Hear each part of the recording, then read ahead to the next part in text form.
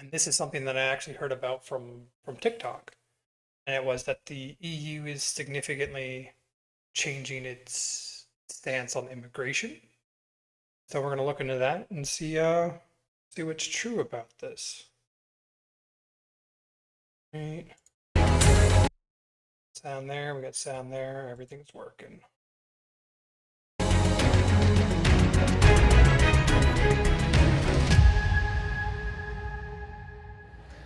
Hi and welcome to Brussels for Talking Europe with today's debate on the EU's migration and asylum policies.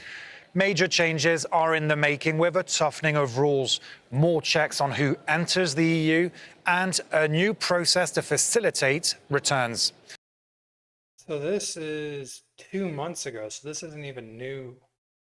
Our guests today are Juan Fernando López Aguilar, former Justice Minister of Spain, member of the group of the Socialists and Democrats, and Christopher Storm from Denmark, member of the European Parliament, also standing with the right-wing ECR group. Welcome to the two of you. Thank you. My first question is for you, Mr. Storm. You're relatively new to European politics. You became MEP in 2024.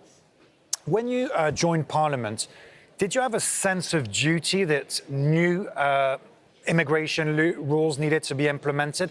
Did you feel that your Danish compatriots were expecting just that? Yes, and they did, because it's actually one of the key topics for my party, and I think most of the Danes understands the needs of a stronger migration policy in not only in Denmark but in the whole of Europe, because what we can see in many European countries is that the culture is under pressure from this mass migration we have seen for the last... What do you mean your culture is under pressure? We can see that things that when I grew up as a kid was normal in school is no longer normal. Like going to church at Christmas together with the school, that having sports together, female and male, boys and girls. And today, some places, mostly there's a lot in cities with a lot of. I don't really see how immigration affects those. Like, generally, I am supportive of stricter immigration policies. Like, I think Trump's taken it too far. But I generally like his rhetoric when he says things like, "There's zero illegal immigrants coming through the borders," like that. That's good rhetoric.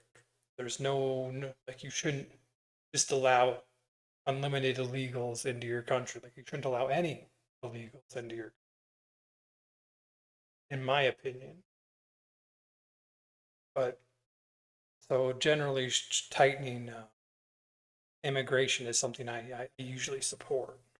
Migrants, they try to divide boys and girls. And it seems to be the way most countries are heading, right? It's just how quickly they're going that way. So it tries to get rid of the old traditions. They wants to take out the pork meat from the canteens, from the school and the kindergartens and so on. Are you shocked to hear these kinds of words about culture being threatened? Possibly the Western civilization, I think that's what you mean, under threat. Do you think also that migration policies need to change radically in Europe? I'd watched a great clip from Pierre, which is the conservative leader in Canada, on this. And he was explaining how since like 2021, Canada has seen like there was a significant push for immigration, and they let way too many people in. They weren't able to create jobs. They weren't able to expand healthcare. They weren't able to support, like, get housing and support the level of immigration they had. And so now they're constricting that significantly.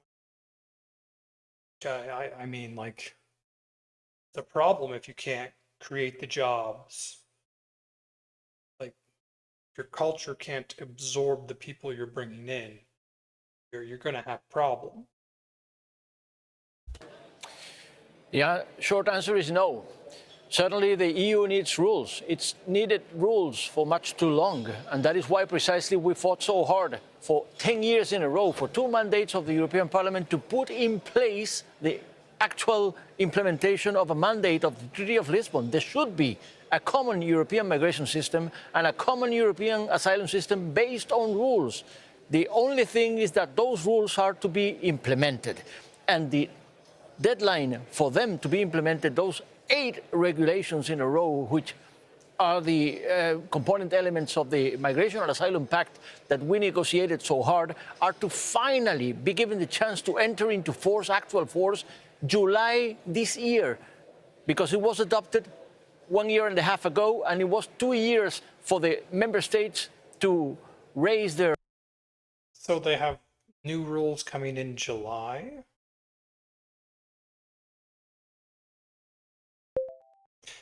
I hear that the EU has new laws coming into effect in July around immigration. Can you lay out what these new laws are?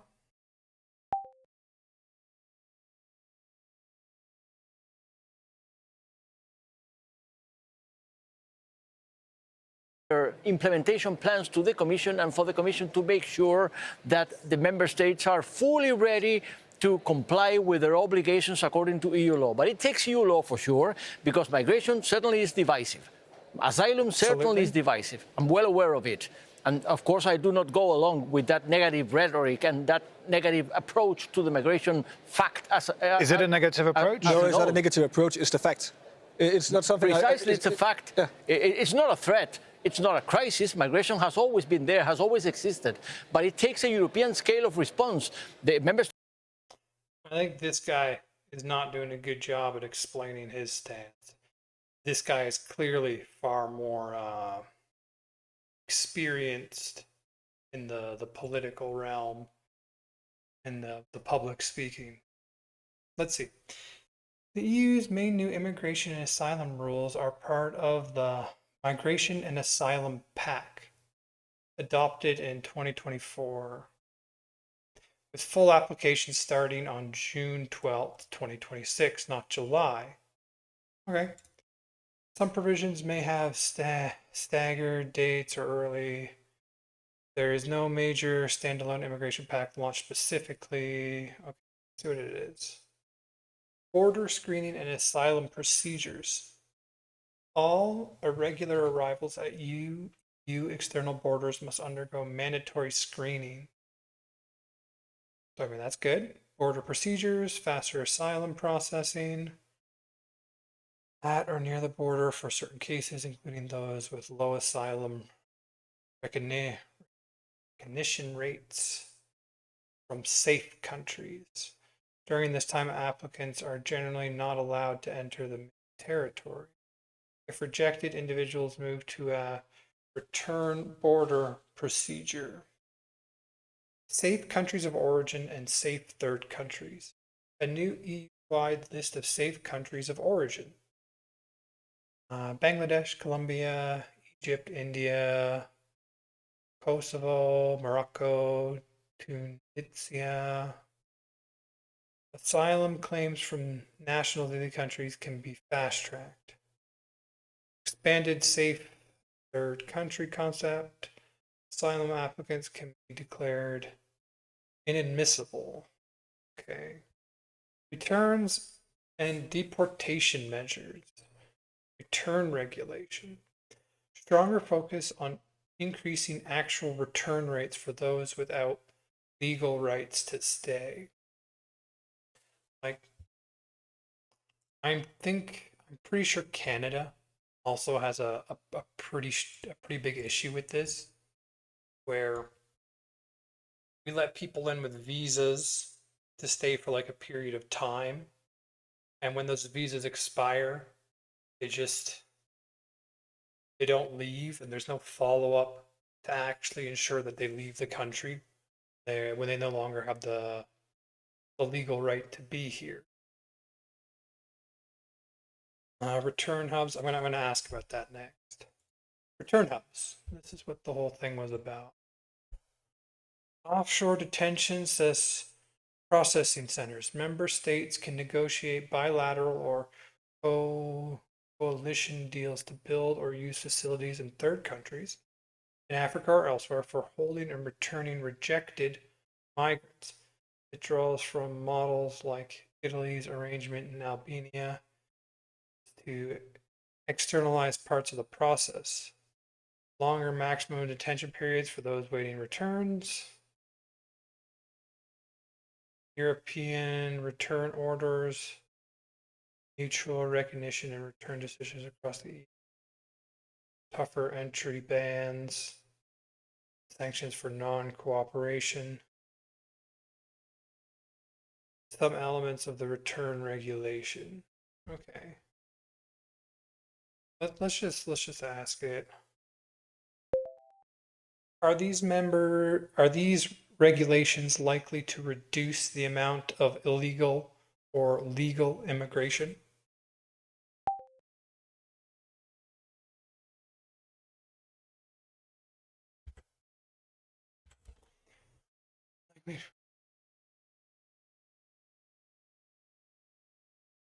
Let's see what it says there.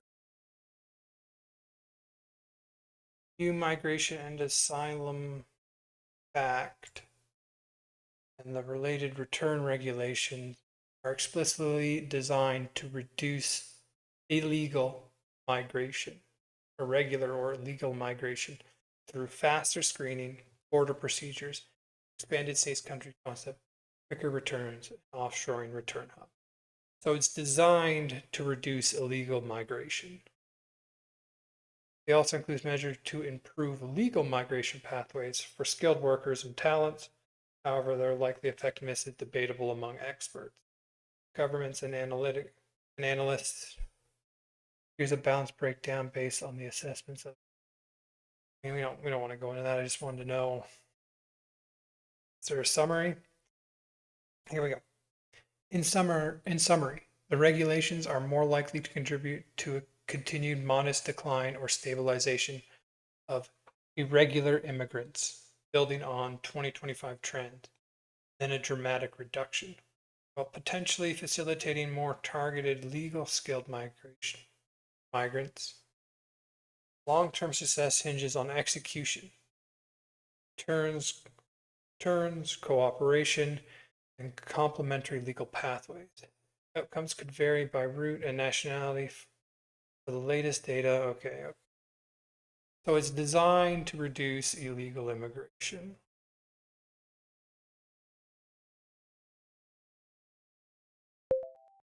I hear Canada has an issue with people that overstay their visas and then stay in the country illegally. Can you explain more about this?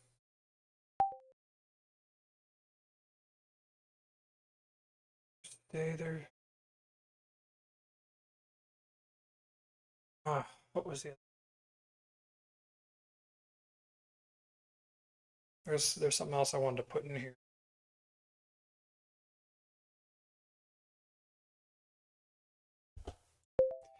I also hear that the courts don't actively go after these people.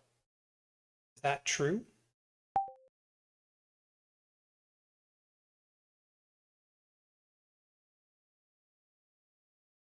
Okay, we'll let it think. States have not disappeared, but it takes a common European response to make sense. But so there's a big difference between the migration. You said it has always existed. Yes, it's true. People have migrated from neighbor countries to neighbor countries. But what we have been seeing for the last 20 years is that people are migrating from Africa and the Middle East to Europe with a totally different culture that we have here in Europe. And that put our culture under a totally different pressure than we used to when we talk about migration. And that's the reason that we have so many problems with migration and with migration seekers in Europe today. It's because they came to Europe with a totally different approach to how to live your life, a totally different culture, a totally different religion than we used to have here in Europe. And that makes a lot of clashes. It's not just something I said. You can see it everywhere. You can see it in Spain. You can see it in Denmark. You can see it here in Brussels. We have problems between the original people in the country and the migrants everywhere in Europe. And we have very different migration politics. In Spain, you have a very socialist government and a socialist approach to migration politics and to. But in Denmark, for example, we have a totally different migration policies, and we have been having that for. Like, in my opinion, countries should be free to set their migration policies. Like, I don't think you should be able to like prevent people from leaving your country, but the country should have full control on who they allow into their country. Because you see in a lot of places, like notably Japan, which has significantly more strict immigration policies. That's fine. That's what they've chosen to do. And then there's other countries like the EU that have had for a long time much looser immigration policy. They're free to set it how they want. If they don't think that their policies are serving them, they can change it how they want. That's just the rational take. I personally believe we should have tighter immigration policies here in Canada. Let's see what this was saying. Okay, yes, Canada does have a recognized issue with visa overstays, other temporary status violations, though it's not as straightforward or precisely quantified as it is in some other countries. Overstaying occurs when someone on a temporary resident permit, such as a visitor visa, study permit, worker permit, or extension, remains in Canada beyond their authorized stay without renewing or obtaining new status. This falls under non-compliance, the Immigration and Refugee Protection Act, making the person inadmissible and subject to a removal order.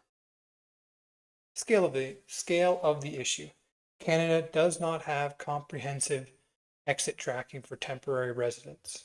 Unlike the US, which has better air-sea data and is building land systems, this means the government relies on assumptions. For example, most people leave within 120 days of expiry rather than confirmed departures. As a result, exact overstay numbers are unknown and debated. And so we don't even know. In 2025, roughly 4.9 million visas and temporary permits were set to expire. This counts documents, not unique people, and includes students, workers, visitors, etc. The Economist, estimate up to 1 million people may be residing on expired visas, many of whom entered legally but didn't leave. Yeah, because we don't have as big of a legal immigration problem, but I mean, if you overstay a visa, you're now an illegal immigrant, right? This contributes to even if you originally came here legally. This contributes to undercounted population growth. The temporary resident population hovers around 3 million. 41 million, that's a lot of people. But compliance gaps, especially among former international students and workers, create a hidden group living, working, and using services without legal status. We don't have data on how many that is, right? Exact overstay numbers are unknown. This has become a political policy flashpoint, with opposition parties criticizing the lack of clear plan or tracking system. It affects housing pressure, public services, and trust in immigration controls. Government is exploring better digital exit tools, but full implementation is still in development. Enforcement by the Canadian Border Service Agency handles enforcement, not police or courts in proactive sense. Overstaying itself is not a criminal offense unless tied to other violations like unauthorized work or fraud. It's an administrative matter leading to a removal order. Ooh, we get to see recent numbers. So, recent numbers. In 2025, the Canadian Border Service Agency enforced a record 22,576 removals, highest in years. So, is like the Canadian Border Service Agency our version of ICE?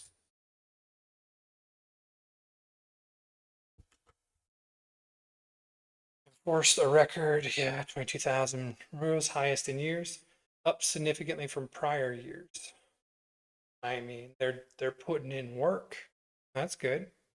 About 94% were for non-compliance. Over 21,000 cases split between non-refugee claimants and refugee claimants. Many of these involved overstaying or status violations. The Canadian Border Service Agency, CBSA, like that doesn't sound as good as ICE. Maybe we need to rethink that acronym. Come up with something more catchy. Also refused entry to over 40,000 admissible people at ports. Enforcement methods, most removals, 73%. About involved confirmed voluntary departures. Others are escorted or administrative. Okay. Canadian Border Service Agency has a tip line for public reports of overstayers or unauthorized workers, plus workplace investigations. Priorities: highest focus on serious cases, criminal, security, organized crime. Here, overstays are lower priority but still make up the bulk of removals due to volume. The CBSA has ramped up efforts with new funding, aiming for 20,000 annual. Well, they got that last year. I don't like targets like that.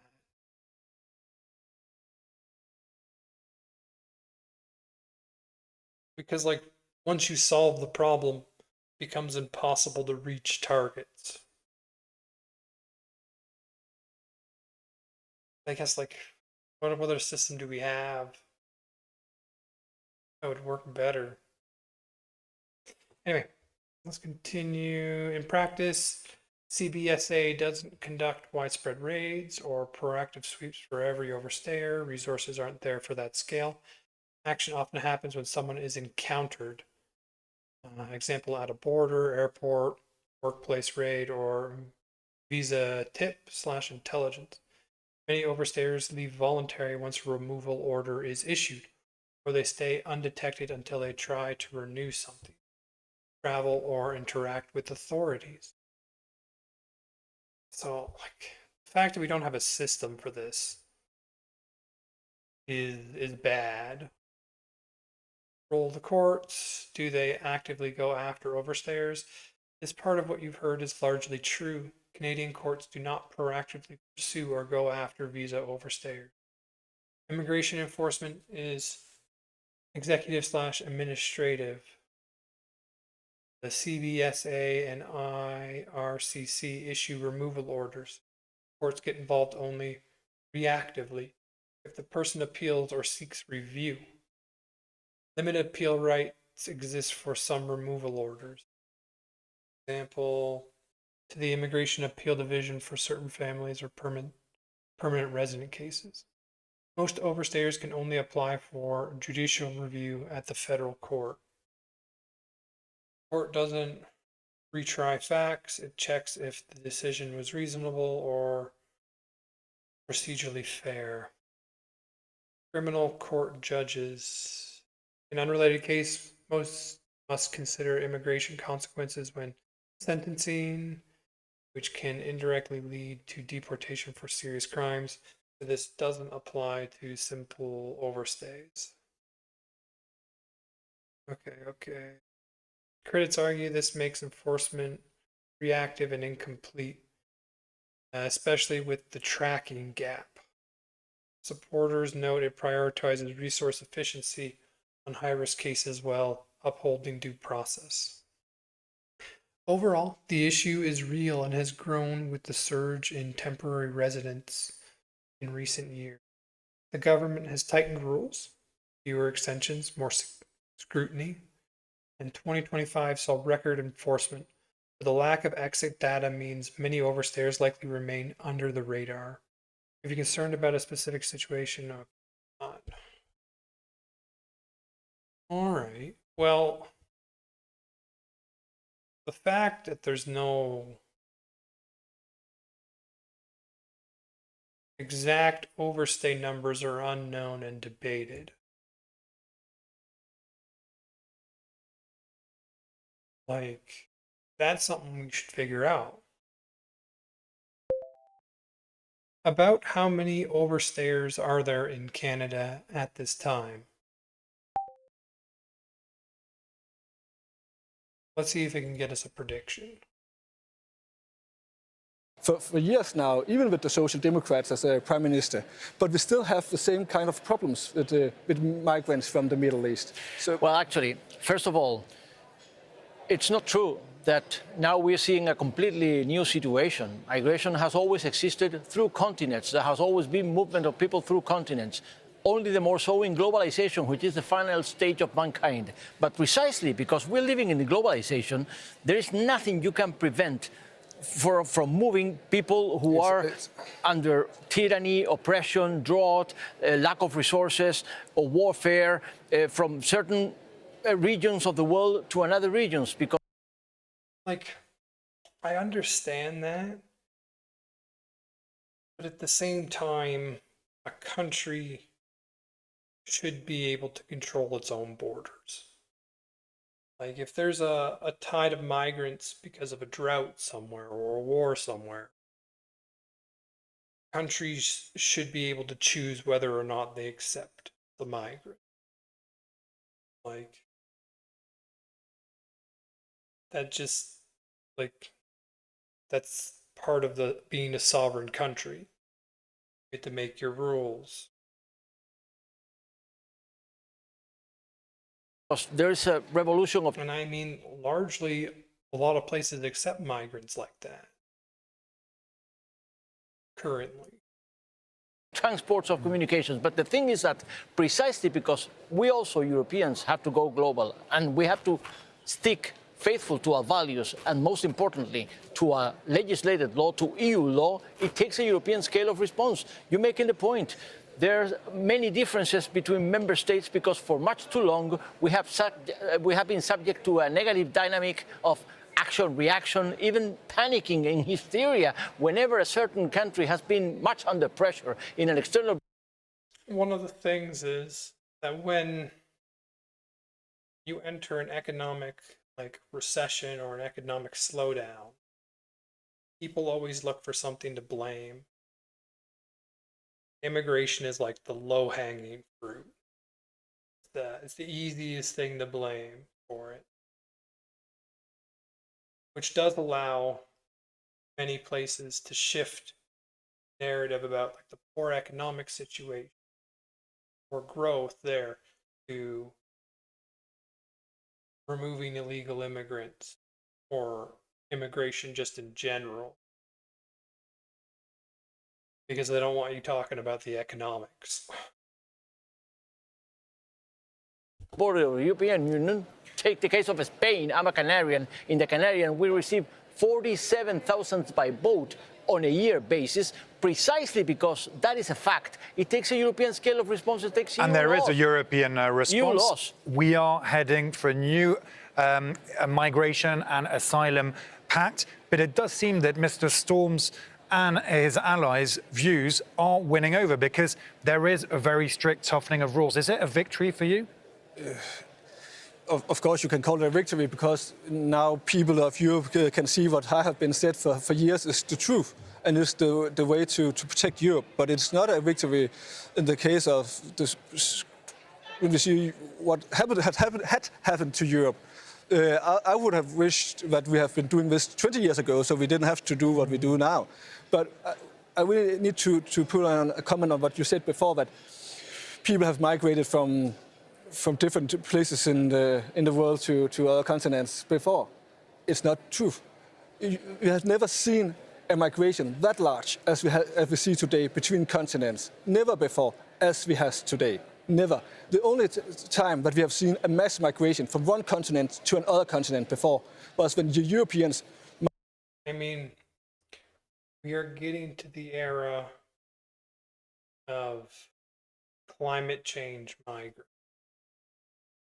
Climate change is about to start shaking things up and making certain areas of the world pretty much unlivable. And so we are likely to see a flood of refugees, probably, I don't know, 5 years or so, that are just people seeking climate change refuge. Probably going to be a lot. So getting the rules around immigration and illegal immigrants, getting this down now is important. Migrated to America and see what happens to the Americans over Even there. to Africa and to Asia. But just look at America. I think that the narrative Americans, I don't believe that if you go back 400 years ago and they saw the Europeans coming to Europe. Let's stick just 1 minute. A footnote. The thing is that we are 27 member states. We are 450 million citizens. One of the richest and most wealthy. He's talking about the EU, right? 450 million. So the EU as a bloc is the same size as the US was around 450, right? Okay. fair areas in the world. Are you seriously saying that we should panic because some, let's say, some 500,000 migrants a year knock on our doors? We shouldn't panic. What happens when it's significantly more than a half? What happens when a war destabilizes a region or climate change creates an entire region of the world that people can't live in, and you have millions coming? Like, you need these are questions that we need to find the answers for before this happens. We can handle it as long as we go together, as long as we share the responsibility, as long as there are solidarity tools, and as long as we are bound by law. Let's talk about one concrete measure, or one of the big changes in the making with these return hubs outside the EU. In December, there was an agreement for EU member states to be able to strike bilateral agreements with countries outside of the EU. We're talking Albania, maybe Rwanda, or Uganda. What do you think of this situation? I'm going to get your views, but first I'd like to hear from a French NGO, La CIMAD, talking about these detention centres outside the EU. Take a listen. We don't know how long people could be detained in these administrative detention centres abroad. We don't know the conditions under which they will be held.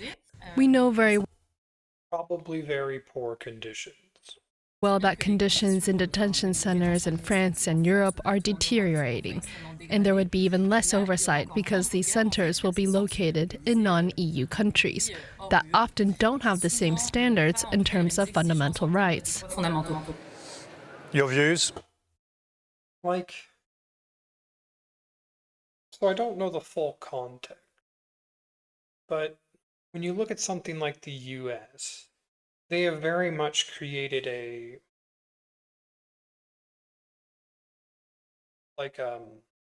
reputation now where illegal immigrants are not accepted. They will round you up and they will take you out of the country. I think that reputation alone will have it so that illegal immigrants don't go there. I mean, if they're not going to be successful, why would they go there? They'll go somewhere else. So having at least that reputation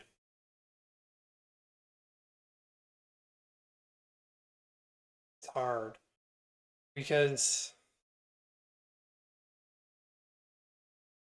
I'd almost say the US has gone too far in a lot of its I enjoy like I said this earlier, the whole no illegals coming in, strict border policy. But the whole like sending ICE into towns thing, that's rough.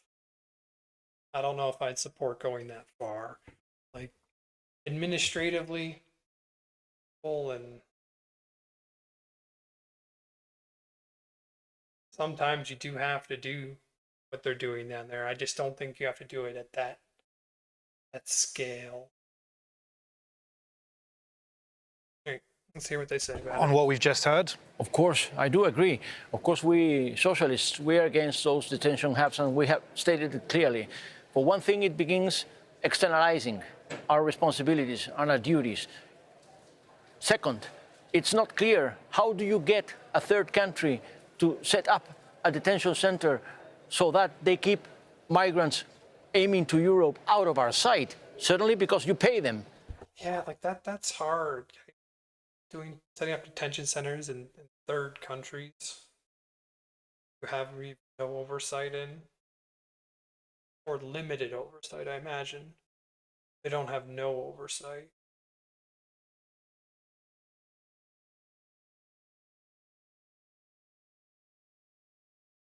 I mean, there's going to be a lot of hard questions.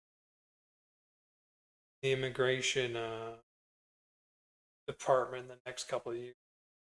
Maybe because you bribe their governments. Is that a legitimate tool? Is that a right way forward? And then, of course, there is no reassurance that fundamental rights, human rights, and international law is to be respected by paying someone to keep people out of our sight. But it's our responsibility to make sure that the rights that they live up to the human rights on this census. And I believe So that these return hubs, Like, I believe a nation has a responsibility to its people.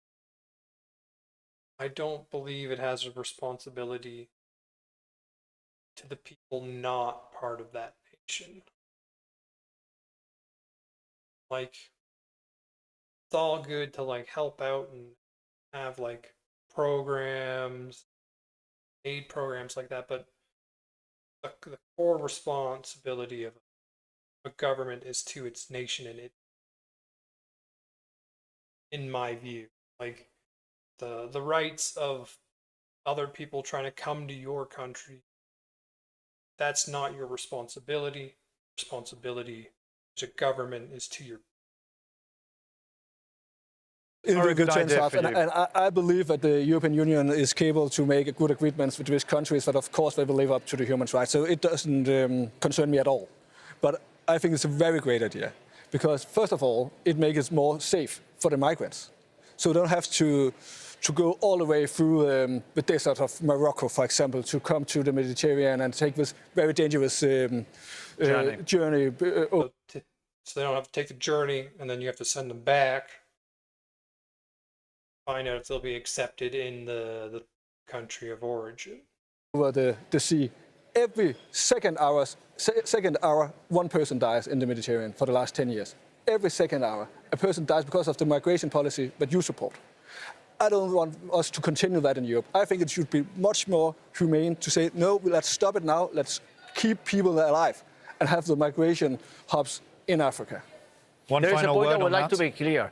First, as to people dying in the attempt of setting foot on our shores, of course, it takes a lot of coordination in search and rescue operations at the European scale, and that is also a consistent demand of this European Parliament. But second, it is absolutely obvious that if people are willing to risk their lives, it's because they have no alternative way to make it to Europe, and they are willing to die in the attempt. That is a strong message. So it takes legal pathways, so they're having an opportunity not to abandon themselves into organized crime. And Just because they really want to come doesn't mean you allow them to come.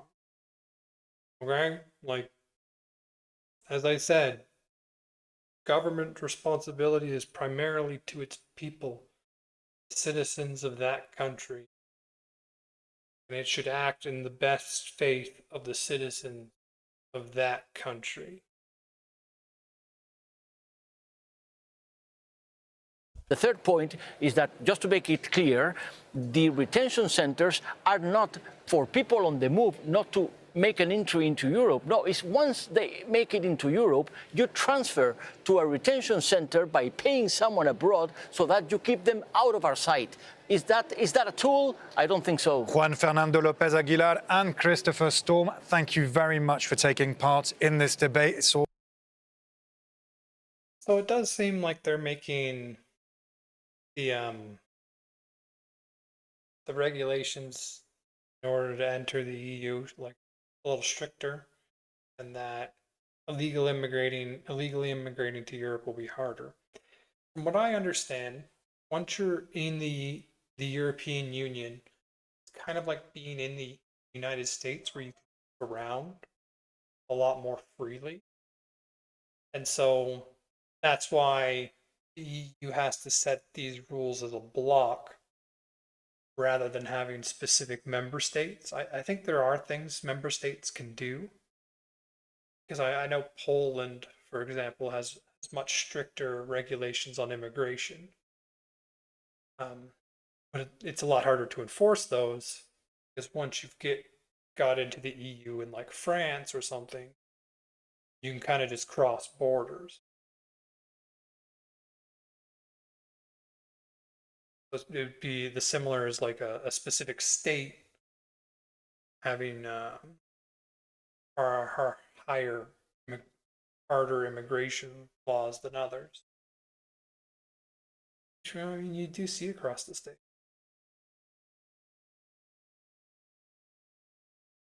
Well, I wonder if they're going to keep moving in that direction. I think they probably should. My general opinion is the only acceptable level of illegal immigration is 0. And then legal immigration, I mean, that's up for the House of Commons to decide, right? Here, at least. Let's see.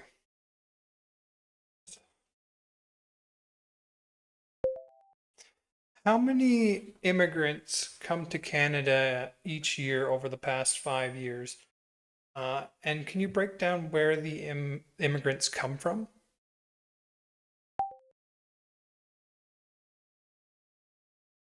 Canada each year over the past 5 years. Let's have a look. Maybe I should have gone further back than 5 years, because I know Trudeau generally had far higher immigration targets than the conservative government before him.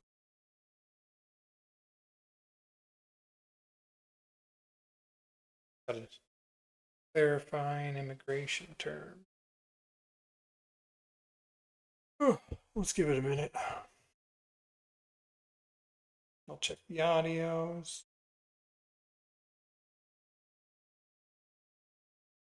Okay. Confirmed. Okay. Top source countries. Top 10 source. Ooh. Ooh.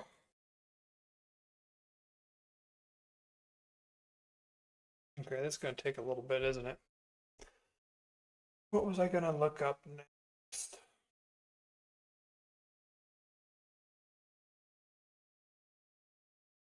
Around immigration, that's what we're doing.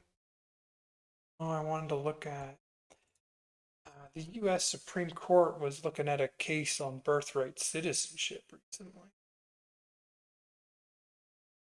And want to know what happened.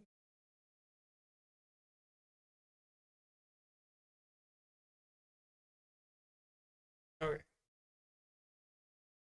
Here we go.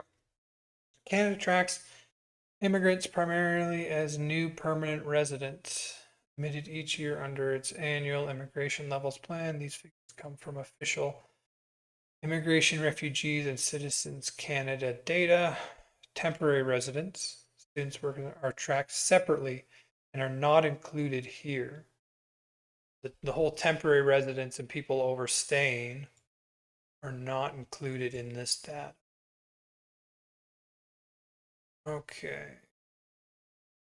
Here are the actual ER admissions for the past 5 full years.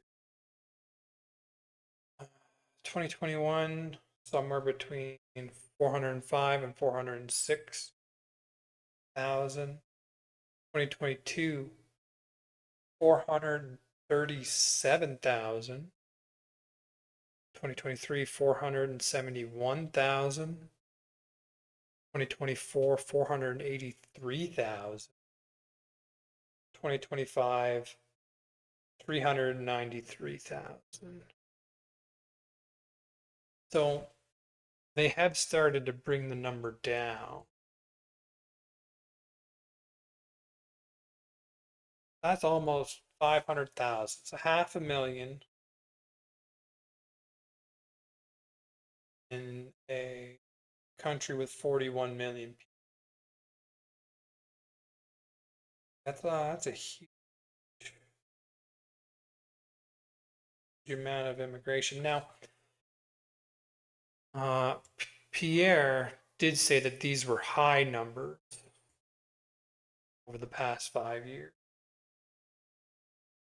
but they seem really high. We have not been building that many houses, that's for sure.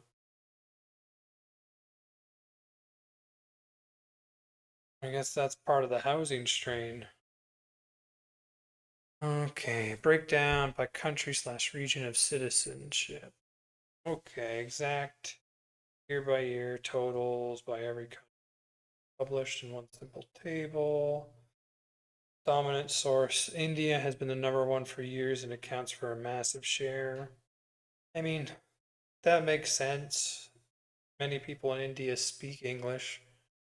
Being able to speak English is probably the most important thing to being able to integrate. They'll speak English or French, mostly. In 2024 alone, India contributed 125,000. Whoa. Top countries in 2024. Economic immigrants. Largest category, India, Philippines, Cameroon. I couldn't even point Cameroon out on a map.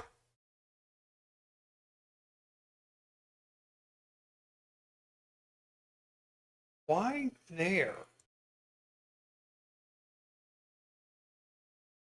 Like, there's a lot of countries in Africa. Why this specific country?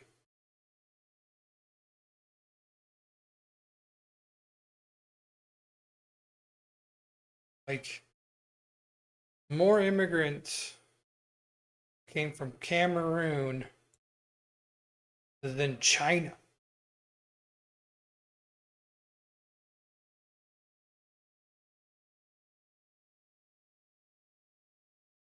Nigeria, family reunification, India, Philippines, China, US. Refugees, Eritrea, Afghanistan, Syria. So, economic immigrants are by far the largest category. Family reunification, well, I mean, you come here as an economic immigrant and then you bring your family. Refugee / projected persons.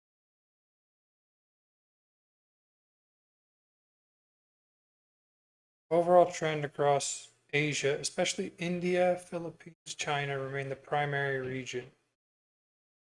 Africa has grown sharply. Additional European sources have declined relatively. Yeah, I think these numbers have become pretty high, and it showed that coming down. What's the expected level of immigration for 2026 in Canada?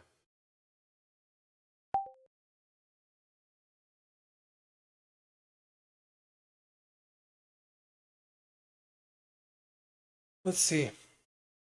Because I think I was hearing that they were still bringing these numbers down further.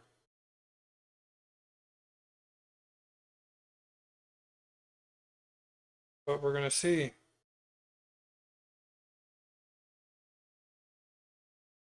Canada's new target, so pretty much the same as last year.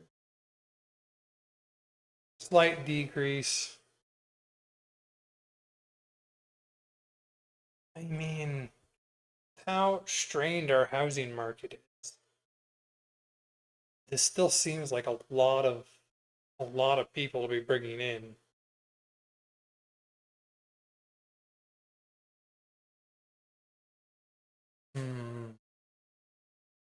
I mean, I'd personally vote for lower targets.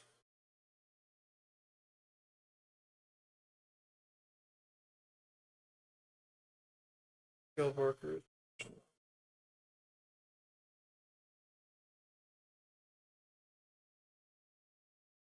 All right, well, I'm going to move on. I'm sure with how much immigration is in the news, we'll talk about this plenty more.